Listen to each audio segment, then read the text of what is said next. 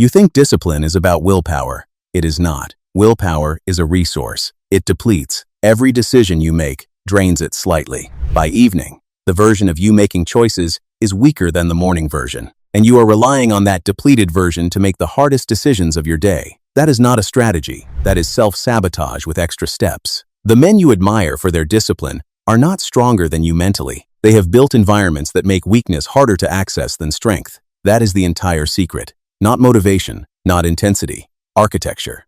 Segment 1. Your environment is making decisions before you do. Before you make a single conscious choice today, your environment has already voted. The phone on your nightstand voted for distraction the moment you opened your eyes. The absence of a structured morning voted for drift. The open food delivery app on your home screen voted against the meal you planned. The group chat that never stops voted for your attention over your focus. You did not choose any of this consciously, but it is all choosing for you. Behavioral science is unambiguous on this point. The average person makes over 200 food-related decisions daily. Almost none of them feel like decisions. They feel like impulses, like preferences, like just what happened. But impulses do not emerge from nowhere. They emerge from cues embedded in your environment. The bowl of junk food on the counter is not a neutral object. It is a trigger with a predictable outcome. The notification on your phone is not information. It is an interruption engineered to fracture your attention at the exact moment it costs you most. You are not failing because you lack discipline. You are failing because your environment is optimized against you, and you built it that way without realizing it. Segment 2. The psychology of friction. There is a concept in behavioral psychology called friction. Friction is the resistance between you and a behavior. High friction means a behavior requires effort to access. Low friction means it is immediately available. Here is the rule your environment should obey. Good behaviors need low friction. Destructive behaviors need high friction. That is the entire framework. Everything else is detail. Right now, your environment is almost certainly reversed. The destructive behaviors are frictionless. One tap to order. One scroll to consume. One click to spend. The good behaviors require effort. Finding your gym shoes. Locating your budget spreadsheet. Clearing space to think. This reversal is not accidental in the world around you. Every app, every store layout, every advertisement is engineered to reduce friction towards spending and consumption. They have spent billions making weakness the path of least resistance. You have spent nothing designing your personal environment in the opposite direction.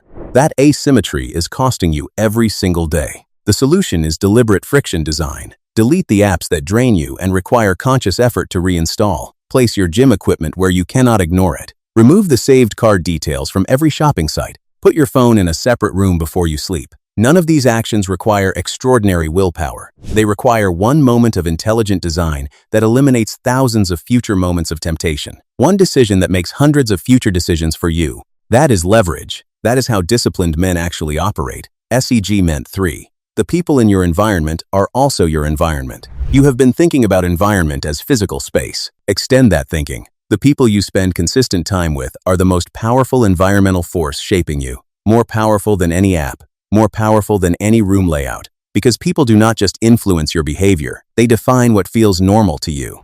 If the men around you do not save money, financial discipline will feel unusual. If the men around you do not read, intellectual ambition will feel performative. If the men around you accept mediocrity and call it contentment, your standards will quietly lower to match. You will not feel this happening. That is what makes it dangerous. Normalization is invisible until you step outside it and look back. This is not about abandoning people you care about. It is about being honest about what consistent proximity is doing to your standards. The man who surrounds himself with people operating at a higher level gets pulled upward. The man who stays comfortable in circles that celebrate stagnation gets anchored there. Your environment includes every voice you allow, repeated access to your mind, the content you consume daily, the conversations you engage in, the opinions you allow to shape your self-image. Every repeated input is an environmental force. Audit it, like your life depends on it, because the quality of your life does. Segment 4. What an intentionally designed environment actually looks like. Stop treating your living space as wherever things ended up. Start treating it as a tool.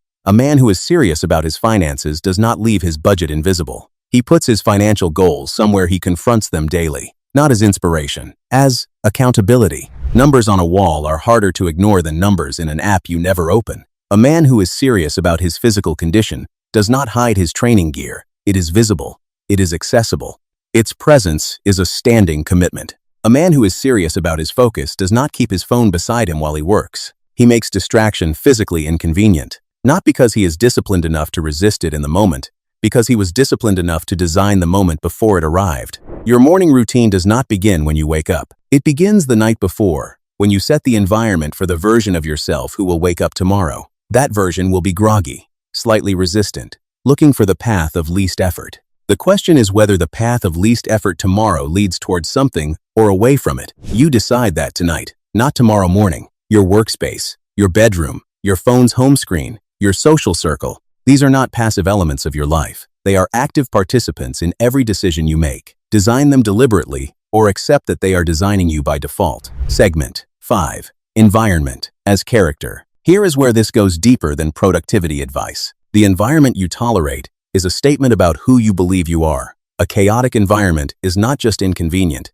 It is a reflection of internal standards. The man who cannot control his physical space rarely controls his financial space, his emotional space, or his time. Disorder in one area almost always signals disorder elsewhere. Not because of some mystical connection, because the same tolerance for chaos governs all of it. The man who maintains a disciplined environment is practicing something beyond organization. He is practicing the daily assertion that his life is worth designing, that his future is worth protecting from his own worst impulses, that the version of himself he is building deserves a space built for that purpose. This is identity work, disguised as habit design. Every time you reshape your environment to serve your goals, you are making a statement about who is in charge, not your cravings, not your mood, not the frictionless path the world laid out for you. You. That is what self-mastery actually looks like in practice. Not a man white-knuckling through temptation with sheer force of will. A man who built his days so intelligently that temptation rarely gets a clean shot.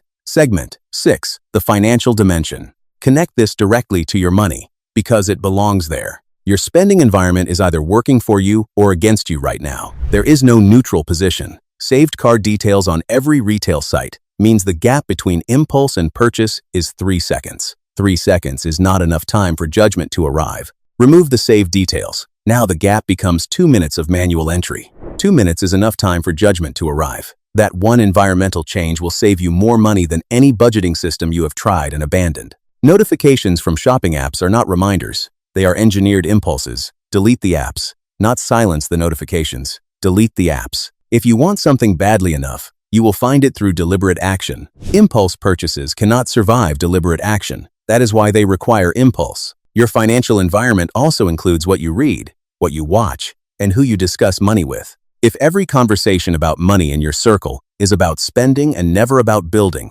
that is your financial environment. It is shaping your relationship with money more than any book you could read. Design your financial environment the same way you would design a gym.